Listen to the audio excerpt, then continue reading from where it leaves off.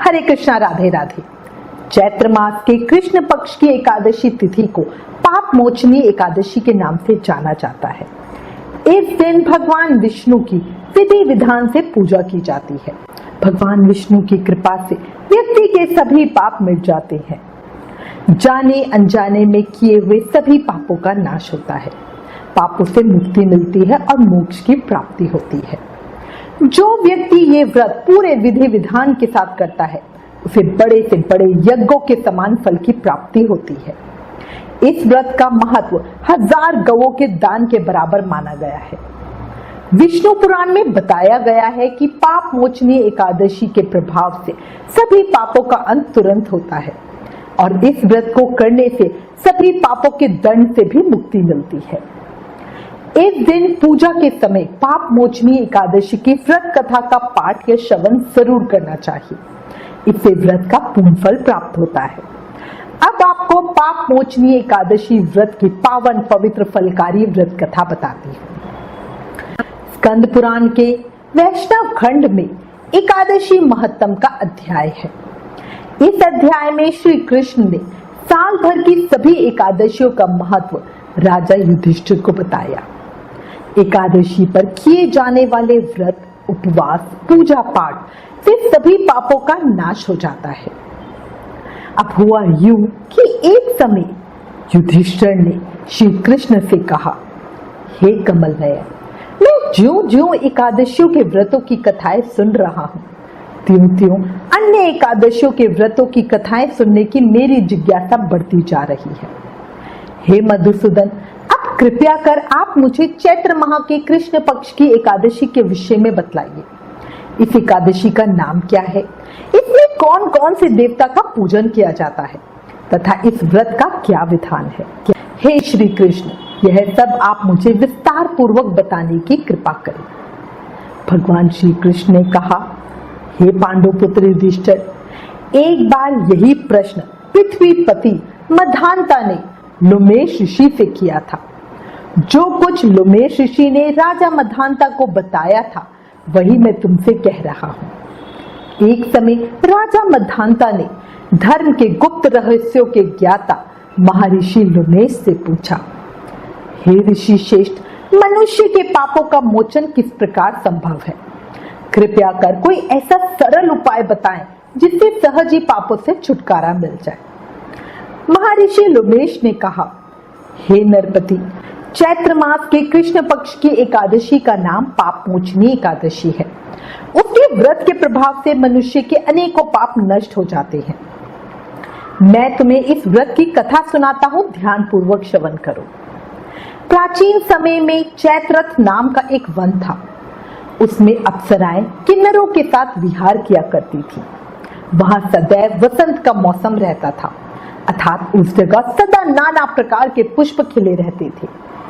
कभी गंधर्व कन्याएं विहार किया करती थी, कभी देवेंद्र अन्य देवताओं के साथ क्रीड़ा किया करते थे। उसी वन में मेधावी नाम के एक ऋषि भी तपस्या में लीन रहते थे। वे शिव भक्त थे। उनकी तपस्या से इंद्र का सिंहासन भी हिल गया। इससे घबराकर इंद्र ने मंजू घोषा नामक एक अप्सरा को ऋषि की तपस्या भंग करने के लिए भेजा। उस अप्सरा ने ऋषि को मोहित कर उनकी निकटता का लाभ उठाने की चेष्टा की। इसके लिए वह अप्सरा कुछ दूरी पर बैठकर वीणा बजाकर मधुर स्वर में गाने लगी। उसी समय शिव भक्त महर्षि मेधावी को कामदेव भी जीतने का प्रयास करने लगे।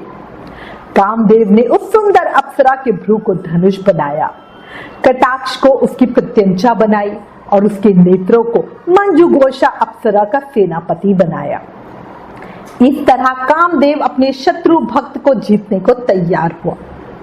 उस समय महर्षि मेधावी भी युवावस्था में थे और काफी हृष्ट-पुष्ट थे। उन्होंने यज्ञ पवित्र तथा दंड धारण कर रखा था। वे दूसरे कामदेव के समान प्रतीत हो रहे थे। उस मुनि को देखकर कामदेव के वश में हुई मंजू घोषा ने धीरे धीरे मधुर वाणी पर वीणा पर गायन किया तो महर्षि मेधावी भी मंजू घोषा के मधुर गाने पर तथा उसके सौंदर्य पर मोहित हो गए। वह अप्सरा मेधावी मुनि को कामदेव से पीड़ित जानकर उनसे आलिंगन करने लगी। महर्षि मेधावी उसके सौंदर्य पर मोहित होकर शिव रहस्य को भूल गए और काम के वशीभूत होकर उसके साथ रमन करने लगे। काम के वशीभूत होने के कारण मुनि को उस समय दिन रात का कुछ भी ज्ञान ना रहा और काफी समय तक वे यूं ही रमन करते रहे। तदुपरांत मंजू घोषा उस मुनि से बोली, हे ऋषिवर, अब मुझे बहुत समय हो गया, अतः मुझे स्वर्ग जाने की आज्ञा दीजिए। अप्सरा की बात सुनकर ऋषि ने कहा, हे मोहिनी, संध्या को ही तो आई हो, प्रातःकाल होने पर चली जाना। ऋषि के ऐसे वचनों को सुनकर अप्सरा उनके साथ पुनः रमन करने लगी। इस प्रकार दोनों ने साथ साथ बहुत समय बिताया। मंजू घोषा ने एक दिन ऋषि से कहा, हे विप्र, अब आप मुझे स्वर्ग जाने की आज्ञा दीजिए। मुनि ने इस बार भी वही कहा, हे रूपसी, अभी ज्यादा समय व्यतीत नहीं हुआ, कुछ समय और ठहरो। मुनि की बात सुनकर अप्सरा ने कहा, हे ऋषिवर, आपकी रात तो बहुत लंबी है, आप स्वयं ही सोचिए मुझे आपके पास आए हुए कितना समय हो गया। अब और ज्यादा समय तक यहाँ ठहरना उचित नहीं है। अप्सरा की बात सुनकर मुनि को समय का बोध हुआ और वो गंभीरता पूर्वक विचार करने लगे। जब उन्हें समय का ज्ञान हुआ कि उन्हें रमन करते हुए 57 वर्ष व्यतीत हो चुके हैं, तो उस अप्सरा को वह काल का रूप समझने लगे। इतना ज्यादा समय भोग विलास में व्यर्थ चला जाने पर उन्हें बड़ा क्रोध आया। अब वह भयंकर क्रोध में जलते हुए उस तप नाश करने वाली अप्सरा की तरफ भ्रुकुटी तान कर देखने लगे। क्रोध से उनके अधर कांपने लगी और इंद्रियां बेकाबू होने लगी। क्रोध में थरथराते स्वर से मुनि ने उस अप्सरा से कहा, मेरे तप को नष्ट करने वाली दुष्टा, तुम महापापिन और बहुत ही दुराचारणी है, तुझ पर धिक्कार है। अब तू मेरे श्राप से पिशाचनी बन। मुनि के क्रोध युक्त श्राप से वह अप्सरा तुरंत ही पिशाचनी बन गई। यह देखकर वह व्यथित होकर बोली, हे ऋषिवर, अब आप मुझ पर क्रोध त्याग कर प्रसन्न होइए और कृपया करके बताइए कि मैं इस श्राप का निवारण किस प्रकार करूं। विद्वानों ने कहा है कि साधुओं की संगत अच्छा फल देने वाली होती है और आपके साथ तो मेरे बहुत वर्ष व्यतीत हुए हैं, अतः आप मुझ पर प्रसन्न हो जाइए, अन्यथा लोग कहेंगे कि एक पुण्य आत्मा के साथ रहने पर मंजू घोषा को पिशाचनी बनना पड़ा। मंजू घोषा की बात सुनकर मुनि को अपने क्रोध पर अत्यंत ग्लानि हुई, साथ ही अपनी अपकीर्ति का भय भी हुआ। अतः पिशाचनी बनी मंजू घोषा से मुनि ने कहा, तूने मेरा बड़ा बुरा किया है, किंतु फिर भी मैं तुझे इस श्राप से मुक्ति का उपाय बतलाता हूँ। चैत्र मास के कृष्ण पक्ष की जो एकादशी है उसका नाम पापमोचनी एकादशी है। उस एकादशी का उपवास करने से तेरी पिशाचनी की देह से मुक्ति हो जाएगी। ऐसा कहकर मुनि ने उसको व्रत का सब विधान समझा दिया। फिर अपने पापों का प्रायश्चित करने के लिए वे अपने पिता च्यवन ऋषि के पास गए।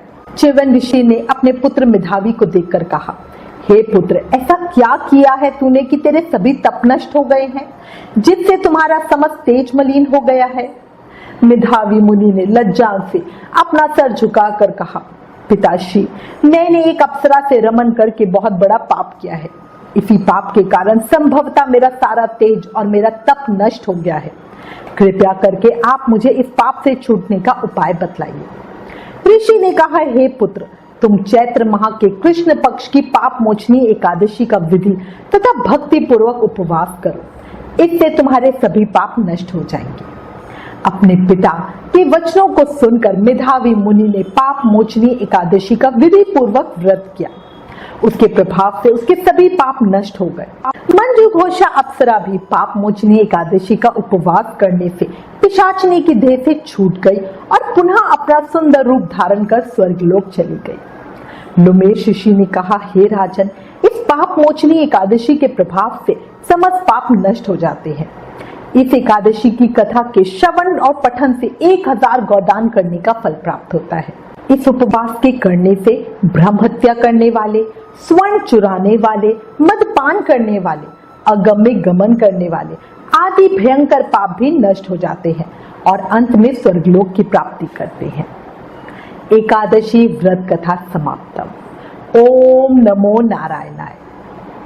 एकादशी व्रत की इस कथा से हमें ये पता चलता है कि शारीरिक आकर्षण ज्यादा समय तक नहीं रहता।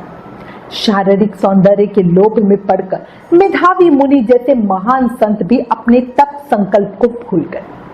ये भयानक पाप माना जाता है, परंतु भगवान श्री हरि की पाप मोचनी एकादशी की शक्ति इस भयंकर पाप क्रम से भी सहज में ही मुक्ति दिलाने में सक्षम है। जो मनुष्य सत्कर्मों का संकल्प करने के बाद भी लोभ, लालच, भोग विलास में अपने संकल्प को भूल जाते हैं, वे घोर नरक के भागी होते हैं। ये बात हमेशा याद रखो। ओम नमो भगवते वासुदेवाय। हरे कृष्ण कृष्ण कृष्ण हरे हरे, हरे राम राम राम हरे हरे।